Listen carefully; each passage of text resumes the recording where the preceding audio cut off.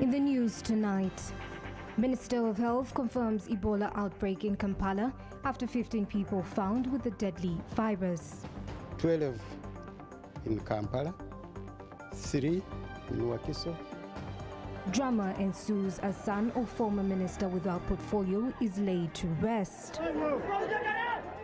Also tonight, people living with the condition speak out on the challenges they go through. Was already segregated. And in sports, under-20 national team drawn in the same group as Tanzania ahead of clash.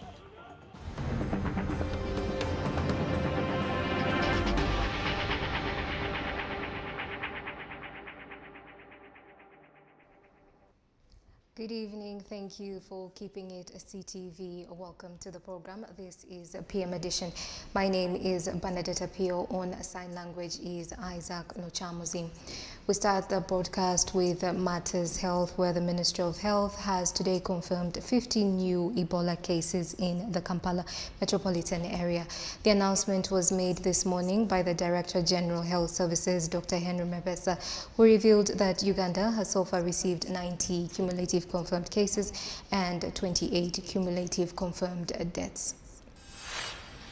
Last month, health authorities announced the first case of Ebola in Uganda, and currently to date, Uganda has so far registered 90 cases, 28 recoveries and 28 deaths.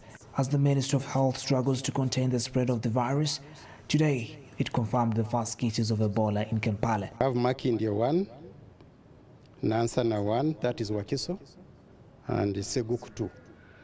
So literally we are talking about 12 in Kampala, 3 in Wakiso. Basically we are talking about 15 in Kampala metropolitan area. Dr. Mwebesa, who was addressing journalists at a training on Ebola reporting organized by the Africa Center for Media Excellence, says they are facing a challenge of people operating private clinics who do not follow the guidelines. Dr. Mwebesa says the Ministry of Health is now planning for a sensitization campaign. Especially the small private clinics. These people come, they don't even take history. Like this man, it was very clear he came from Kasanda, and he's coming with fever, he's coming with the headache, and he's coming from Kasanda. The immediate thing you should ask yourself, why did you run from Kasanda?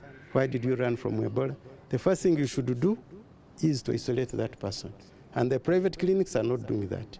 So we have started a big program of educating them, telling them it's not money first, it is your health first. According to Dr. Mwebesa, it will not be easy to trace contacts in Kampala city given its population, but they will try to quarantine all contacts. A contact, we bring you out, whether you have signs or not. Because you'll be there, yet you are having the Ebola, but you are not yet. It cannot be detected in your blood. So you have to come out. We keep you in isolation. We test you when you develop the symptoms. But even when you test negative, we still don't release you. We have to repeat the test after 72 hours until we are very sure that you are actually negative.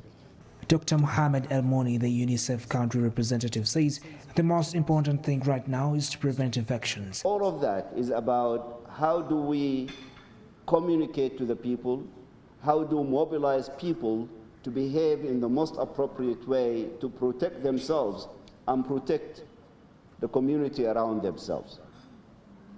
And for people to get the right information, to be mobilized to do the right things, it's the media who can mobilize them or not mobilize them. And it's the responsible media usually that mobilizes them by sharing with them the right information and advising them on what the right protective behavior is.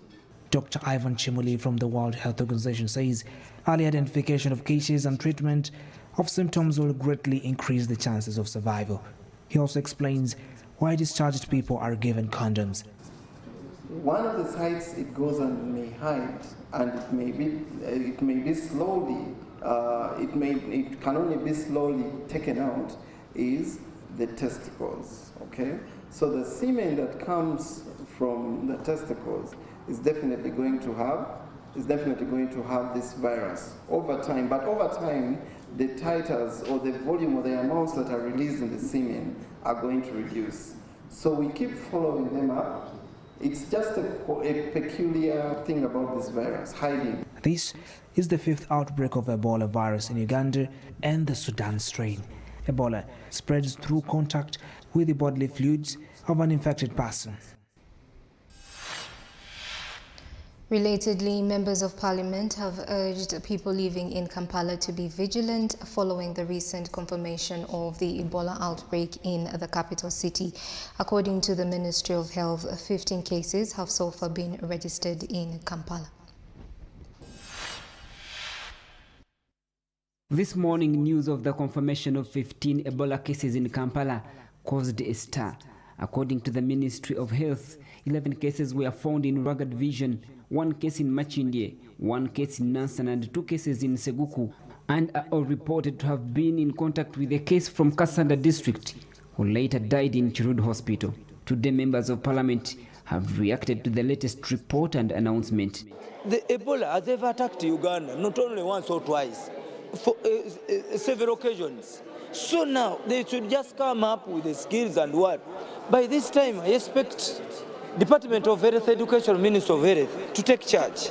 Although the Ministry of Health has since intensified its efforts in the fight against Ebola, the legislators say that it should start preparing for the worst. We had hospitals which are in an alarming situation. When now we move, are we safe? The ambulances, the medical workers, are they facilitated? That is the agenda. We all know that Kampala is highly congested, and we are not in position with the current budget to handle the emergencies that can rise with Ebola. Our government normally comes out when the situation has gone very worse. That is when it comes out to give restrictions and probably to allocate resources. Citizens or the population is not sensitized at all. Even different TVs, different radios, you can't find their adverts. Since the Ebola outbreak, districts such as Muwende and Kasanda have been put under lockdown with stringent guidelines, especially on movement.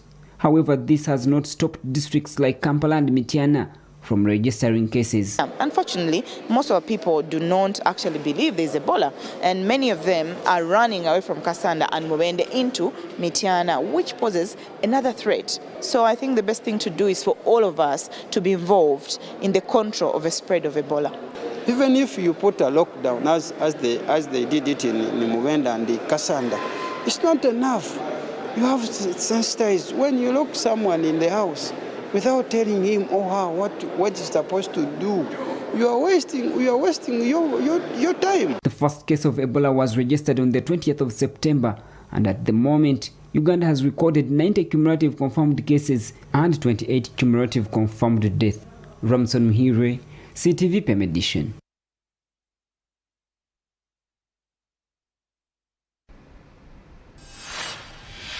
Thank you, Ramson. Now, police are investigating a man who was found with 10,000 national IDs. The suspect, who has since been linked to the 2018 Chibuku aggravated robbery, also declined to reveal how he got in possession of the IDs. More details in this report. A man who was found with thousands of national identity cards during an operation against wetland encroachers in Lubiji has been linked to a case of aggravated robbery registered in Chibuku district in 2018. Hakim Terwane, who was arrested by National Environment Management Authority alongside Environmental Protection Police Unit after 10,722 national IDs were found in his makeshift structure in August this year. We were able to recover numerous identification documents from Terwana Hakim, and of which included the IDs you're seeing here. We were able to recover 10,722 national IDs. We were also able to recover 68 Uganda passports, 237 Ugandan driving permits. We were also able to recover some warrant cards, 2 motor vehicle number plates, ATM cards from different banks, among other documents that were got. While addressing journalists at a weekly press briefing, police revealed that the suspect Terwane had declined to reveal how he got in possession of these IDs and other documents. Police have since urged members of the public with missing identity cards to go and check at the CID headquarters in Chibuli. So the public can check on the UPF Mobi app to get details or particulars of these IDs. You can also get this information on our various social media handles. We thus advise the general public to at least always move with a photocopy of your document, especially with the IDs.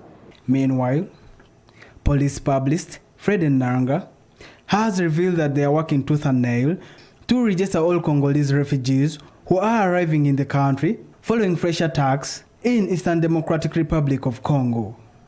As a result, we've registered an influx of over 20,000 refugees who have crossed back into the country for fear of attacks and tribal clashes.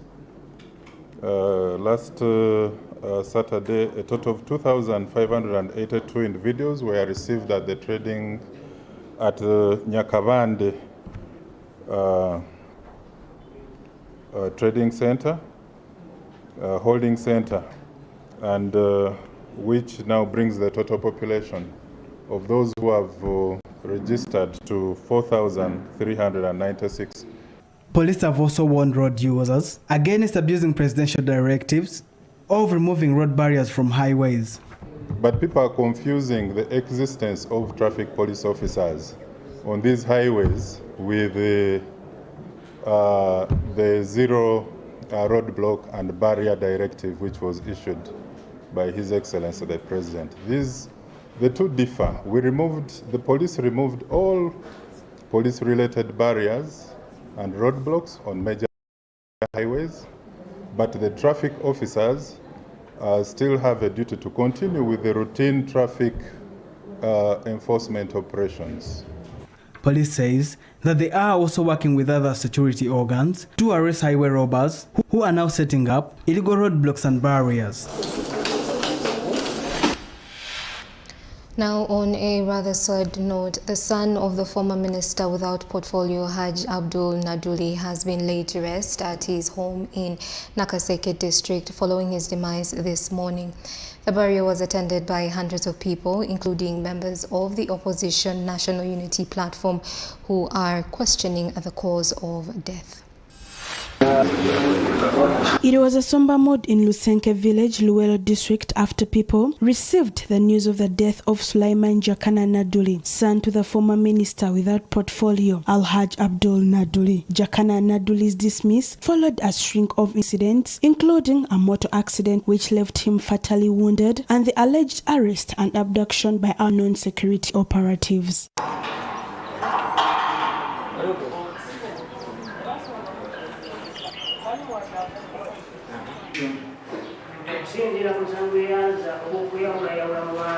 In his speech, the parents of the late Jakana Naduli expressed their grief over the death of their son. It was God's timing for Jakana to be dead by today.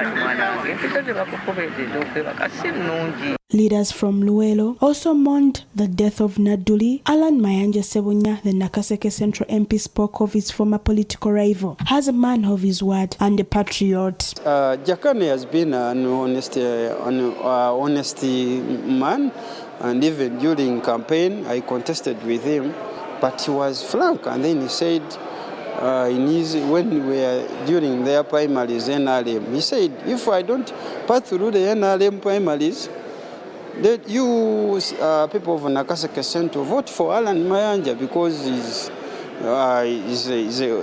a wise man.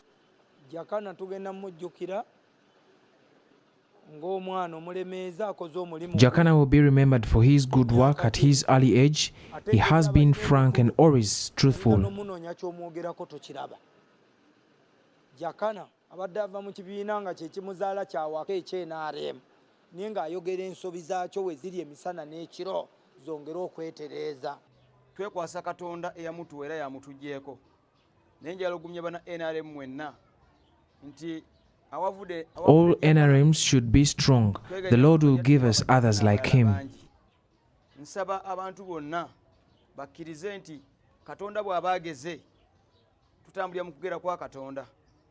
Tuleme kuteeka mu bigambo mu kufa kwa Jakana ekijja okutabulatabula bammemba b'ekibiina. Other people had this to say about the late Naduli. Jakana si muntu wa bulijjo afudde. He has been a hero in Luwero, fighting for all Ugandans without discrimination.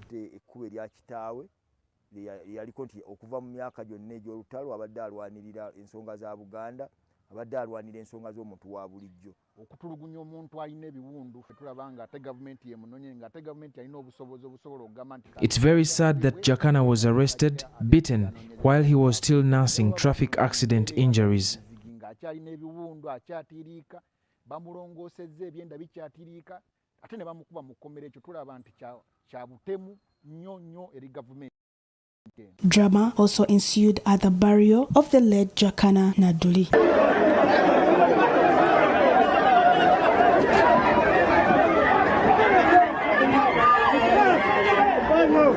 Jakana Naduli, who died at the age of 37 years, was this evening laid to rest at his home village in Nakaseke district. Sarah Nakandi for CTV PM edition.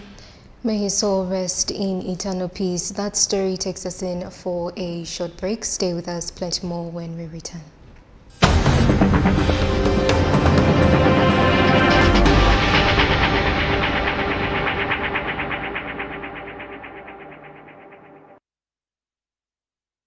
Hits it in the air. Will that be set?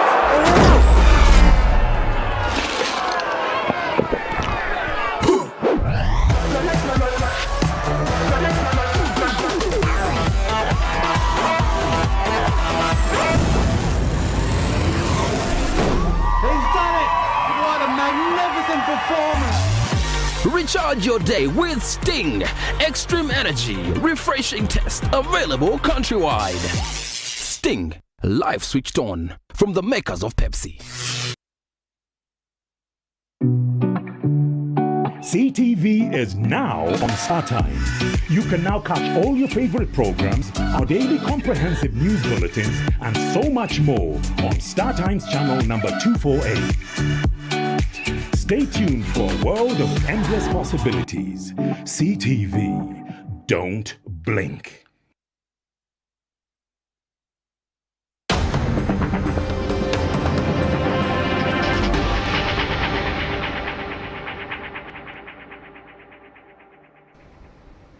Welcome back. Thank you for staying with us. Continuing with the news, leaders from Butambala district have opposed the reinstatement of a private wing at Gombe Hospital. In June this year, the Prime Minister, Robin Anabanja, ordered for the immediate closure of the private wing after numerous cries from members of the public that government drugs were being sold in the pretext of operating the private wing. Tony Patel has more. In a meeting held by the Prime Minister, Robin Anabanja, and leaders from Butambala district at Gombe Hospital, officials pointed out that the private wing at the hospital was aiding the extortion of people by health workers. According to the medical superintendent of Gombe Hospital, Joseph Mbuga, service delivery has become since the ban of the private wing. During the meeting, members of parliament revealed that reopening of the private wing would only worsen the situation when it comes to service delivery.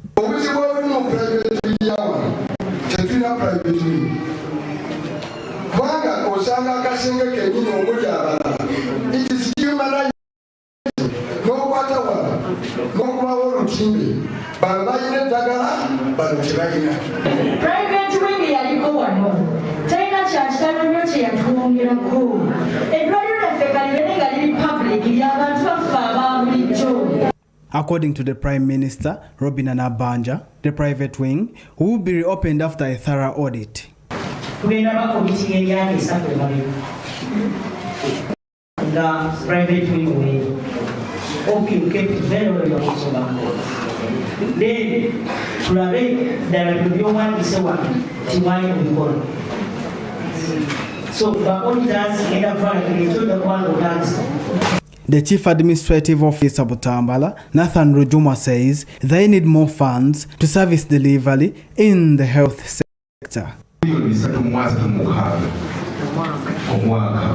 Katika tusaba serikali waliongeza nebango mwaka 5 milioni usanga walizogwawo okuwerero ebintu byongera kutambula obulungi.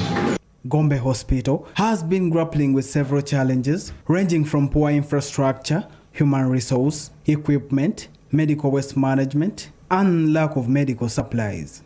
Tony Patila Humza, CTV, Pure Edition.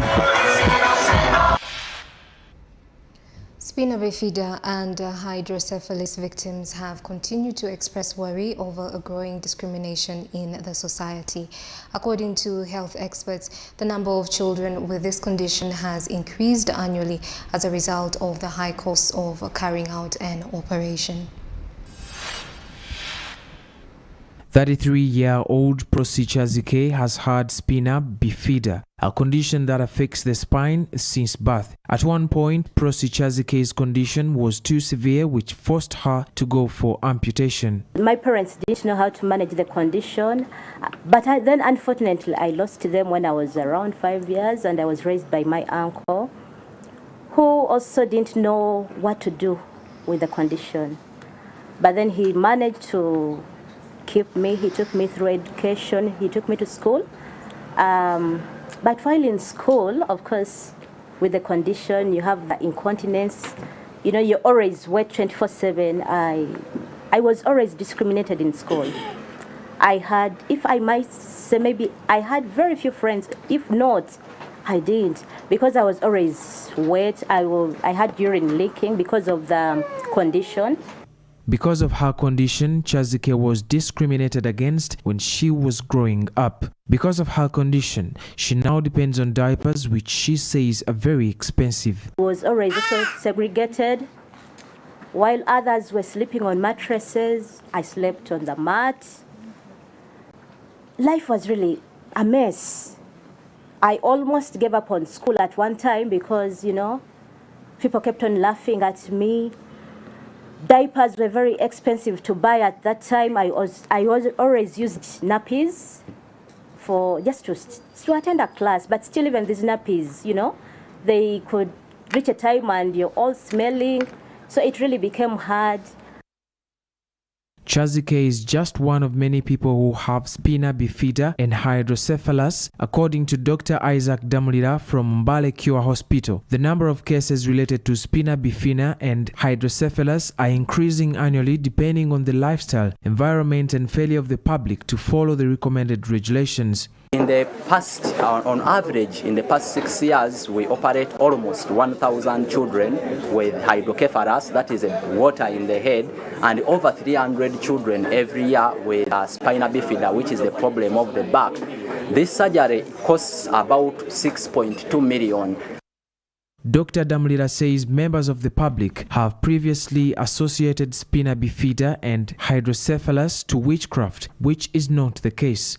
Most important thing about spina bifida is it is something that can be prevented. At least we can reduce the risk of a mother having a child with spina bifida by up to 70% only by making sure that these mothers get timely folic acid. So if the foods are fortified and the regulations are put in place to ensure that the right amounts of folic acid are put in these foods that the mothers are going to eat. Ruth Naluja, the National Coordinator of Victims with Spina Bifida and Hydrocephalus, says at the moment they are caring for more than 12,000 patients across the country. Multi-sectoral or multidisciplinary care that this child would need throughout her lifetime, and the surgeries are not a one-off. My only daughter had 3 surgeries in the first 3 months, which means every month I was paying 6.2 million shillings, which is really very exorbitant. Sarah Ngalombi from the Ministry of Health says spina bifida and hydrocephalus can be reduced if pregnant mothers listen to health professionals. A number of districts, about 30 districts in Uganda, have their children or adolescents that are in their reproductive age, and the communities around being given iron and folic acid, a tablet per week, such that by the time they get pregnant, there are chances that they have an adequate status of micronutrients. Tomorrow, Uganda will join the rest of the world to commemorate World Spina Bifida and Hydrocephalus Day, which aims at raising awareness of the 2 conditions that affect the spine and the brain. The file was compiled by Chris Semalemu Semakula for CTV PM Edition. Thank you, Semakula, for that story. In news from the region, at least 9 people have died and 47 others injured following an Al-Shabaab orchestrated attack at a hotel in Somalia. The Somali government has announced that it will act to protect the country's people from the threat of terrorism, according to a new report by the UN Security Council. The large port city is the latest to be hit by a spate of violent actions by the Shabaab in recent months, which have included bloodshed in the capital Mogadishu and central Somalia. The attack, which began at around 12:45 local time, ended at around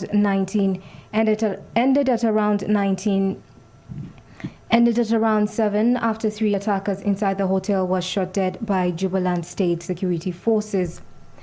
Jubaland Security Minister Yusuf Hussein Osman said 9 people were killed and 47 injured, including students who were leaving a nearby school at the time of the attack. The attack was carried out by 4 men, 1 who carried out a suicide attack, followed by the intrusion of 3 armed men into the hotel. Witnesses also say a suicide bomber drove a vehicle to the entrance of the hotel before gunmen entered the building. Shooting started inside. The Shabaab claimed responsibility for the attack, saying they were targeting a hotel where members of the Jubaland administration were gathered. They had carried out a similar attack on local authorities at a hotel in the city in July 2019, killing at least 26 people and injuring 56. Elsewhere around the world, Rishi Sunak, a man of Indian descent, is said to become the first Hindu and person of color to become a Prime Minister of the United Kingdom. Here is more.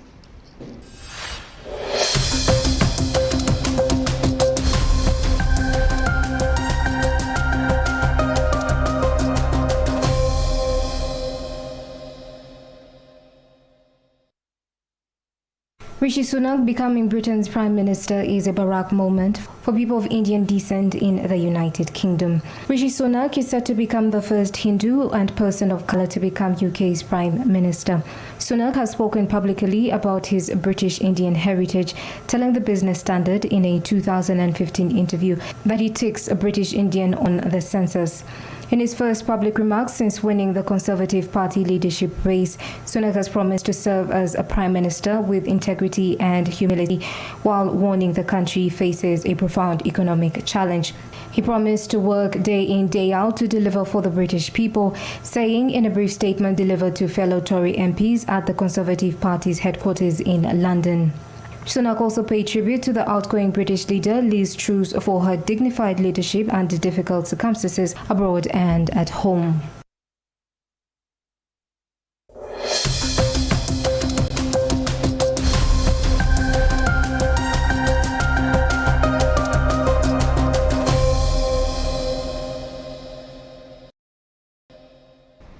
PM Edition takes another short break. Stay with us. Sports is up next.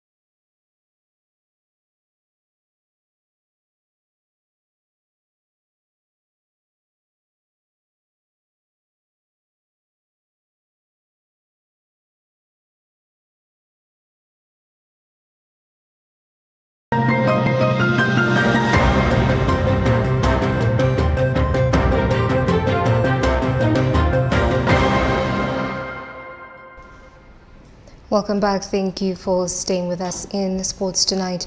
Uganda under-20 men's football national team now know their group and opponents ahead of the 2022 CECAFA zonal qualifiers in Sudan.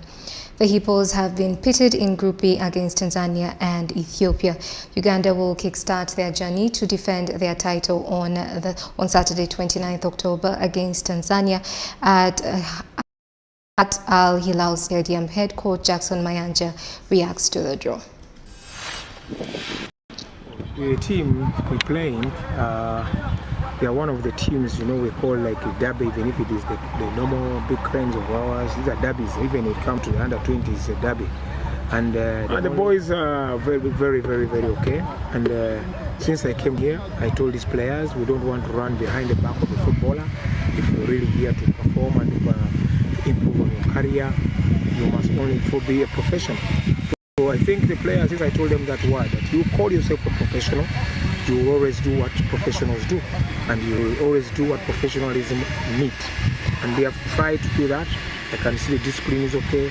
Let it be eating time, dining time, and then dining time, arriving in training, the bus, Against Tanzania, we must have to play the game and enjoy this game, let the boys free. So we have to give these players a lot of freedom with the ball, so that beating Tanzanian team, which is only playing long balls and fighting, the freedom of these players must be there to use the ball as much as possible.